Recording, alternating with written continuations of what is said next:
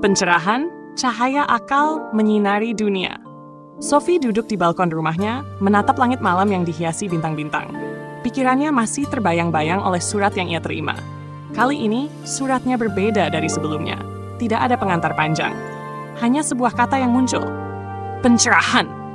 Sophie tersenyum. Ia tahu bahwa ini adalah saat yang penting. Mungkin bahkan lebih penting daripada semua yang telah ia pelajari sebelumnya. Pencerahan? Apa yang dimaksud dengan itu? Apakah itu sebuah era, sebuah gerakan, atau mungkin sebuah perubahan cara berpikir yang mendalam? Mengapa pencerahan terjadi? Sekitar abad ke-11 hingga abad ke-19, Eropa mulai memasuki sebuah periode yang disebut zaman pencerahan. Pada zaman ini, orang mulai menilai kembali cara mereka memandang dunia. Tidak lagi terkungkung dalam dogma agama atau kekuasaan raja, tetapi mengandalkan rasio, kebebasan berpikir, dan ilmiah. Zaman pencerahan mengajarkan bahwa manusia tidak hanya bisa memahami dunia melalui wahyu atau otoritas, tetapi juga melalui pengamatan, eksperimen, dan akal sehat.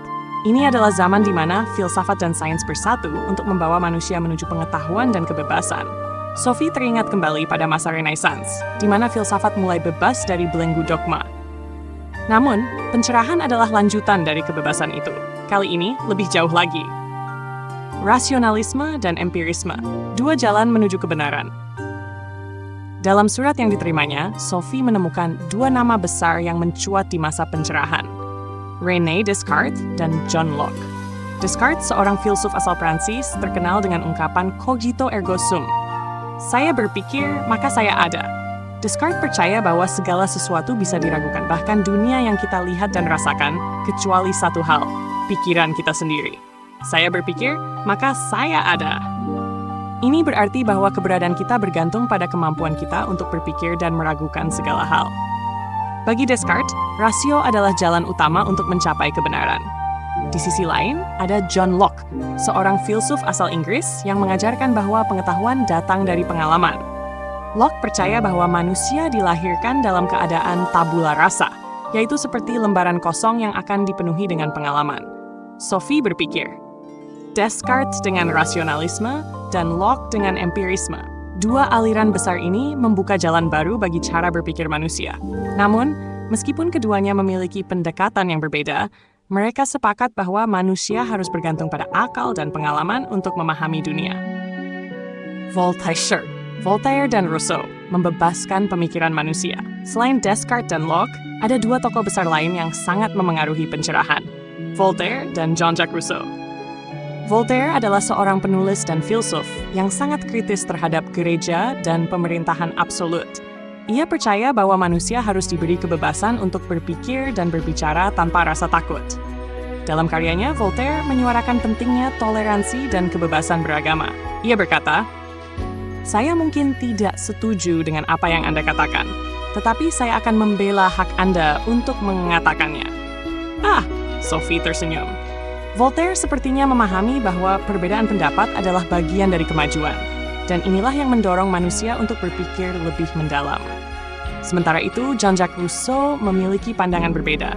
Ia percaya bahwa manusia pada dasarnya adalah makhluk yang baik, tetapi masyarakat dan peradaban telah merusaknya. Rousseau menyarankan agar kita kembali ke keadaan alami dan hidup sesuai dengan kontrak sosial yang didasarkan pada prinsip kebebasan dan kesetaraan. Sophie tercenung. Rousseau percaya bahwa kebebasan sejati hanya bisa tercapai ketika kita hidup sesuai dengan hati nurani kita, bukan dengan aturan sosial yang mengekang. Immanuel Kant, apa itu pencerahan? Namun, ada satu nama besar yang hampir semua surat Sophie bicarakan, Immanuel Kant. Kant menulis sebuah artikel terkenal berjudul "Apa itu Pencerahan?" yang menjelaskan bahwa pencerahan adalah keluar dari keadaan tidak dewasa. Bukan dalam arti usia, tetapi dalam arti ketidakmampuan untuk berpikir secara mandiri. Kant berpendapat bahwa banyak orang tetap hidup dalam ketidakdewasaan karena mereka lebih suka bergantung pada pihak lain, entah itu agama, pemerintah, atau orang lain, untuk berpikir bagi mereka. Pencerahan adalah kemampuan untuk berpikir dengan akal sendiri, kata Kant. Sophie merenung. Pencerahan bukan hanya soal mendapatkan pengetahuan baru, tetapi juga soal membebaskan diri dari ketergantungan pada otoritas dan berpikir secara mandiri. Revolusi sosial dan politik. Sophie merasa seperti mendapat petunjuk penting. Pencerahan bukan hanya soal pemikiran individu. Ini adalah gerakan besar yang mengguncang seluruh dunia. Di luar filsafat, pencerahan juga memengaruhi politik. Banyak ide yang lahir dari pencerahan membawa perubahan besar, seperti Revolusi Amerika dan Revolusi Prancis 1789. Ide-ide kebebasan, persamaan, dan hak asasi manusia yang berkembang selama pencerahan mengilhami lahirnya konstitusi dan undang-undang baru yang lebih menghargai hak individu. Sophie tahu, pencerahan telah menanamkan bibit kebebasan yang kelak akan tumbuh menjadi banyak revolusi di seluruh dunia. Filsafat tidak pernah mati. Sophie menyimpulkan satu hal yang sangat penting. Filsafat yang tadinya terhambat oleh dogma dan kekuasaan akhirnya bangkit kembali di masa pencerahan. Bukan hanya sekadar membebaskan pikiran manusia, tetapi juga membebaskan seluruh masyarakat dari belenggu ketidaktahuan dan ketergantungan pada otoritas eksternal.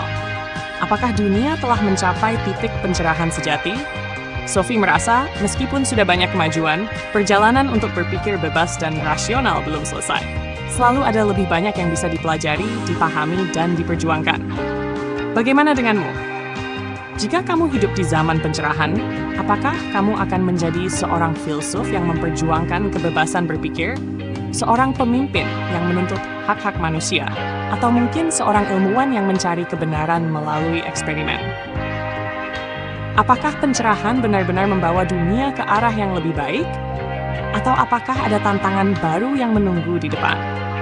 Jika kamu menikmati cerita ini dan ingin terus mengikuti perjalanan filsafat Sophie, jangan lupa untuk klik like atau share cerita ini dengan teman-temanmu. Atau subscribe, agar kamu tidak ketinggalan kisah berikutnya. Masih banyak pertanyaan besar yang menunggu untuk dijawab.